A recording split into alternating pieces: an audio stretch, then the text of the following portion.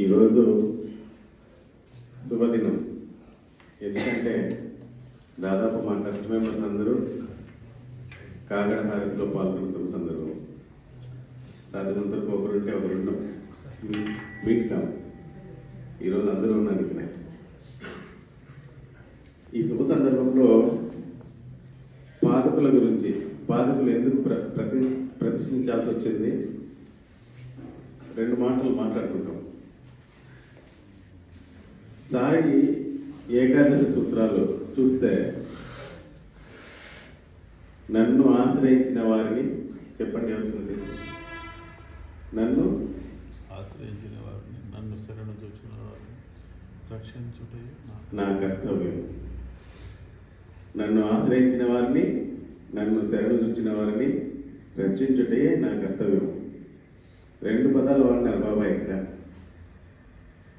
ఆశ్రయించినా సరే, శరణు పొందినా సరే, శరణు చూచినా సరే వాళ్ళని నేను రక్షిస్తాను అంటుంది. మరి 2 వర్డ్స్ ఎందుకు బాబా వాడారు ఇక్కడ? ఆశ్రయించాలి, శరణు పొందాలి. రెండింటికి తేడా ఉంది కాబట్టి ఆ పదాలు వాడారు బాబా. మనము ఏదైనా విషయంలో ఒకరిని ఆశ్రయించాము అంటే వాళ్ళకి హెల్ప్ అడిగినట్లు. అంటే రిజల్ట్ మనకు తెలుసు, బట్ నా వల్ల కావట్లేదు, మీరు హెల్ప్ చేస్తే పని అయిపోతుంది. అదే శరణు చూస్తే ఏం జరుగుతుందో తెలియదు, నువ్వే దిక్కు, ఏం చేస్తావు చేసే. అది శరణు పొందుట. అర్థమైందా? ఇక్కడ బాబాని దర్శనం చేసుకునేదానికి వచ్చే భక్తులందరూ ఫస్ట్ బాబాని చూస్తారు, అంటే బాబాని ఆశ్రయిస్తారు. తర్వాత తల కిందకి వంచి పాదాలను స్పృశిస్తే శరణు వచ్చినట్లు లెక్క. కాబట్టి ఇక్కడ మనము పాదాలను ప్రతిష్ఠించడం జరిగింది. బాబాని చూసి దండం పెడితే ఆశ్రయించినట్లు, తల వంచి పాదాలకు నమస్కరిస్తే శరణు వచ్చినట్లు. అంటే ఇది ఏదైనా మన భావంలోనే ఉంది. ఎక్కడైనా ఎవరు చరణాలైనా మనము వంగి తాకుతున్నామంటే మన అహంకారం మొత్తము తీసి పక్కన పెట్టేట్లే లెక్క.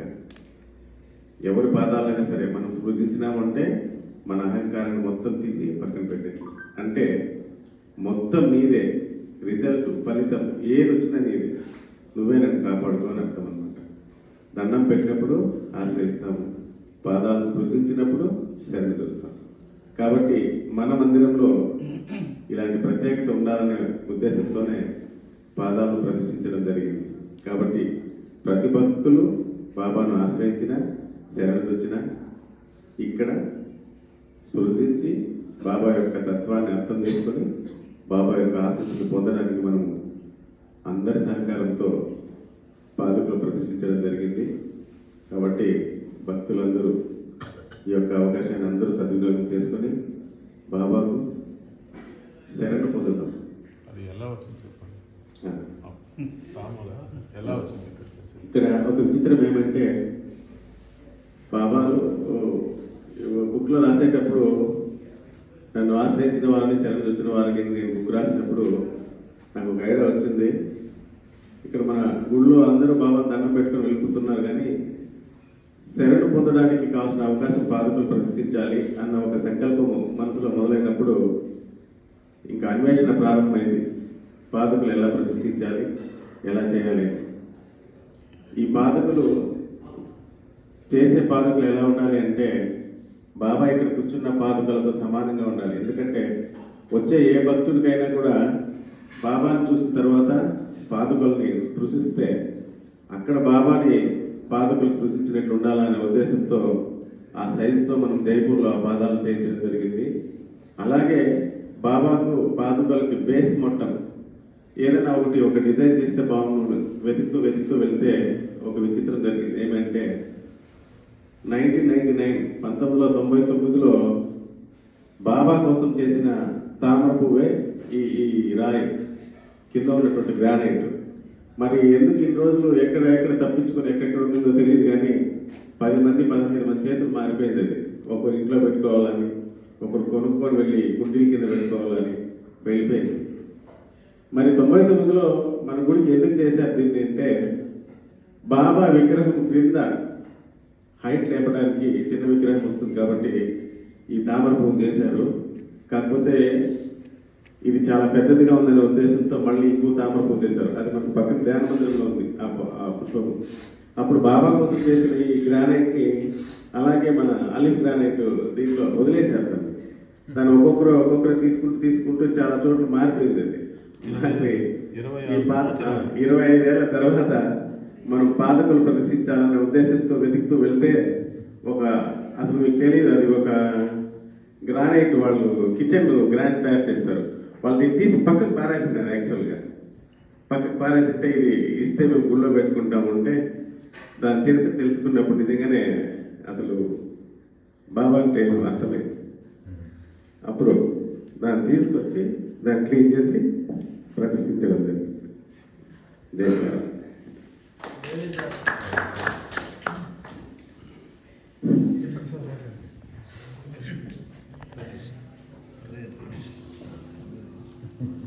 सदगुरु साईनाथ महाराज की जय। పాదకులు ఎట్లొచ్చింది, పాదకుల ప్రతిష్ట, ఇదన్నీ విన్నారు. దీంట్లో ఇంకొక రహస్యం ఉంది. ప్రతి మనిషి కూడా దేనిపైన నిలబడతాడో పాదాలపైన నిలబడతాడు. 72,000 నాళ్ళు కూడా పాదాల కనెక్షన్ ఉంటుంది. మీరు పాదాలని, ఇప్పుడు నేను చెప్పులు లేకుండా నడుస్తూ ఉన్నాను, దాన్ని ఆక్యుపెంచర్ అంటాం. ఏ రోగమో రాదు, ఏ రోగాలు కూడా రాదు. ఆక్యుపెంచర్ జరుగుతూ ఉంటుంది. పొద్దున్నే నర్జులో నడుచుకొని వస్తూ ఉంటే అది ఆక్యుపెంచర్. 72,000 నాళ్ళు కూడా దాంట్లో ఉంటుంది. ఈవెన్ షిరిడిలో కూడా మీరు ఆ పక్క వెళ్తే ఆ పాదకలు వస్తుంది. అయితే లోపల వచ్చి రావాలనే అందరూ ఈ పక్క రావాలని ఇష్టపడతారు. షిరిడి పోయినాడు కదా అర్థమవుతుంది. ఆ పక్క పోతే పాదకులు, స్వామి పాదకులు మీకు దర్శనం ఇస్తుంది. స్వామి పాదకులు తాకి వెళ్తారు. అంటే మీరు కూడా ఆ పాదకులు స్పర్శం చేసే దాంట్లో లేదు, పొద్దున్నే కొబ్బరి నూనె రాసుకుని కింద ప్రెస్ చేసుకుంటే మీ ఆరోగ్యం కూడా బాగుంటుంది. అట్లా ప్రతి ఒక్కటి కూడా బాబా దాంట్లో ప్రతి ఒక్కటి కూడా అర్థము అంతరార్థము రహస్యార్థం ఉంటుంది. దాన్ని అర్థం చేసుకుంటే అప్పుడు అది మీకు కూడా ఫలితం ఇస్తుంది. మీరు పాదకులు నమస్కారం చేసేటప్పుడు పూర్తి మీకు 72,000 నాట్లు కూడా గుర్తుకు రావాలి. అప్పుడు ఆటోమేటిక్గా మీ ఆరోగ్యం కూడా బాగుపడుతుంది. ఈ శరీరంలోనే అన్నీ ఉన్నాయి. మీ శరీరంలోనే అన్నీ A to Z మీ శరీరంలోనే ఉంది. ఇదే ఒక పెద్ద రహస్యం. ప్రతి మనిషి కూడా ఏం చేస్తాడు, ఎదుటి వారి గురించి ఆలోచన చేస్తారు. మీ గురించి మీరు ఆలోచన చేసినప్పుడు దానికి రమణానంద స్వామి చెప్తారు, నిన్ను నీవు తెలుసుకోవాలి.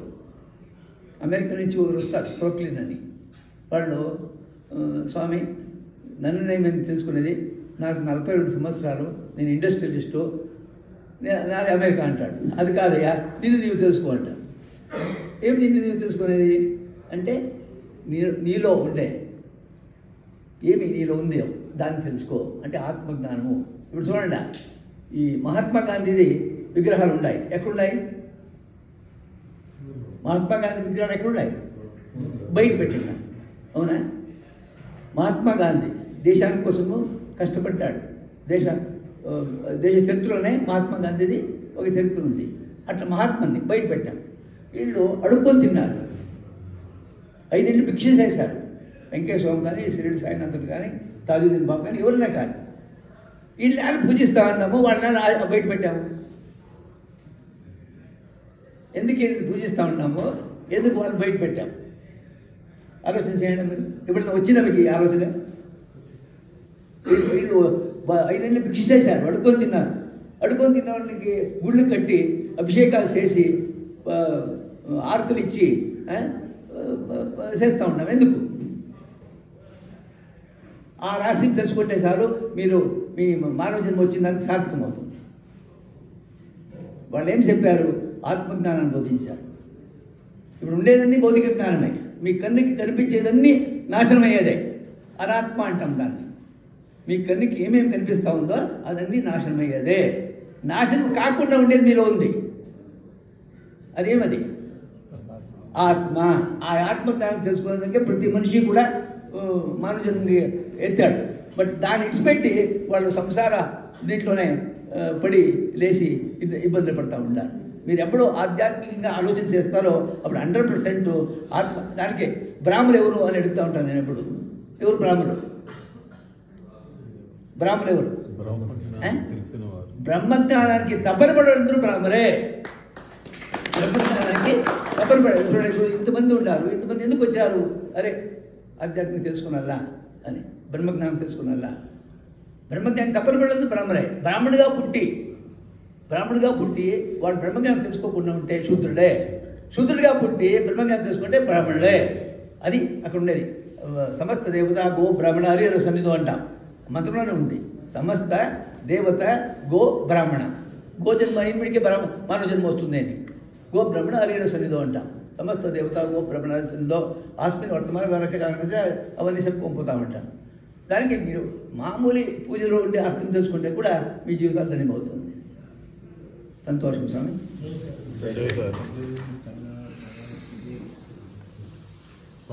నెక్స్ట్ మధ్యాహ్నం